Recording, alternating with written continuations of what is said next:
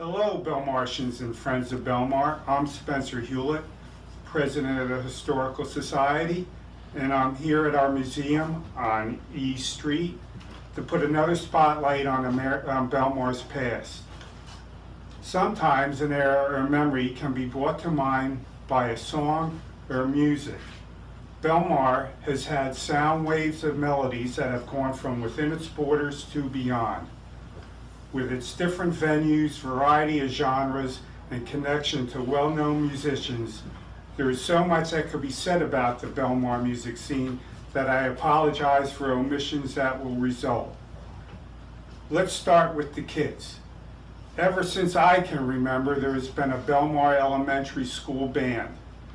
The current council member, and actually the president of the council, Tom Brennan, was one of the teachers that belong in a long line of music teachers that have done a great job introducing and instructing our students in playing music. They have performed wonderfully in concert and also marching in Belmar's St. Patrick's Day Parade. That brings me to another school band from Belmar. An early indication that Belmar took music seriously was its pride in the St. Rose Band, the St. Rose Boys Band. It was organized by Reverend William J. McConnell and directed by Professor Lorenzo Vola. In 1914, the band reportedly held a place of honor in the New York City St. Patrick's Day Parade. And I'm going to read you an excerpt from the Co-Star that was published on March 20th, 1914. The headline was St. Rose Band in New York. The parade in New York on St. Patrick's Day was one of the greatest ever seen in the city. This year was smiling sunshine brightening all the city, the houses decorated, and hundreds of thousands out to see the pageant. Fifth Avenue was at its very best. In the reviewing stand at St. Patrick's Cathedral were His Eminence Cardinal Farley, His Honor the Mayor, Mr. Mitchell, and staff, and a couple of hundreds other distinguished New Yorkers, not to mention those from other cities in the vicinity.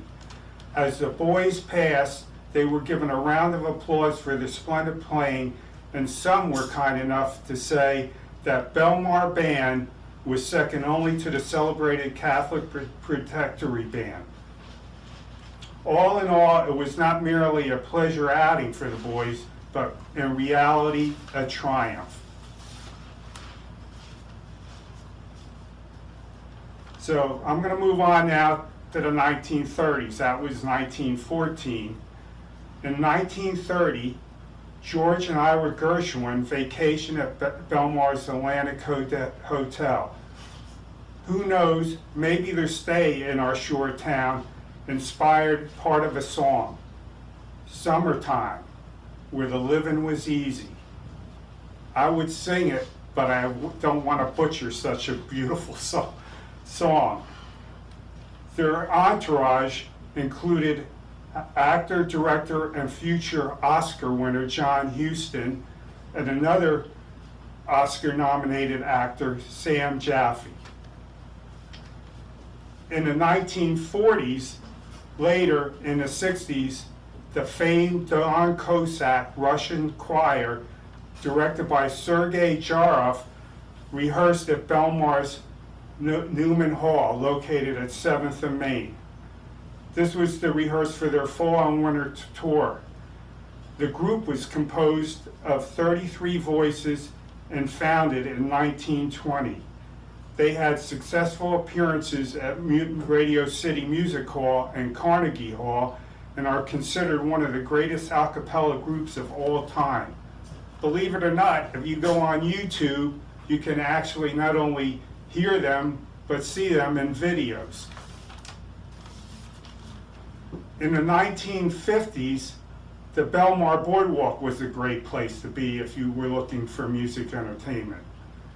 The Bob Eberly Band, Dan Graver Orchestra, and also the Belmar Municipal Band with John Luckabill conducting were performing regularly at the Fifth Avenue Pavilion, which is now the Taylor Pavilion.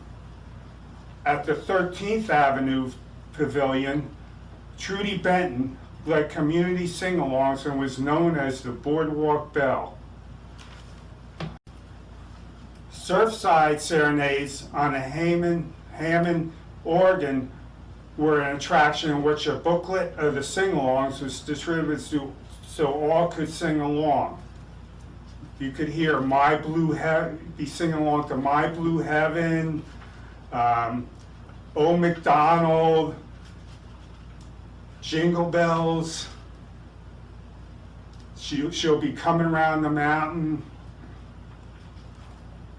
Oh Susanna. You get the idea. It was a great sing-along. So more recently, it was not too long ago that you could spend a summer evening at the Silver Lake Gazebo and be entertained by Belmar resident Bobby Byrne and his band. Back in 1968, Bobby, his brother Jimmy, and their father Jimmy Sr. took their exciting sound on American favorites in Irish music to New York's Carnegie Hall. At the time, it was reported they could incite the largest sing-along anywhere. There is more to come in the second segment of Belmar's music scene. If you love music as much as I do, you'll want to hear about the artists from the 60s on.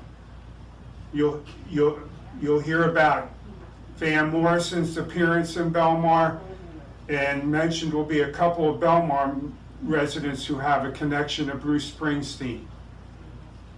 There are a number of bands that have a history in Belmar.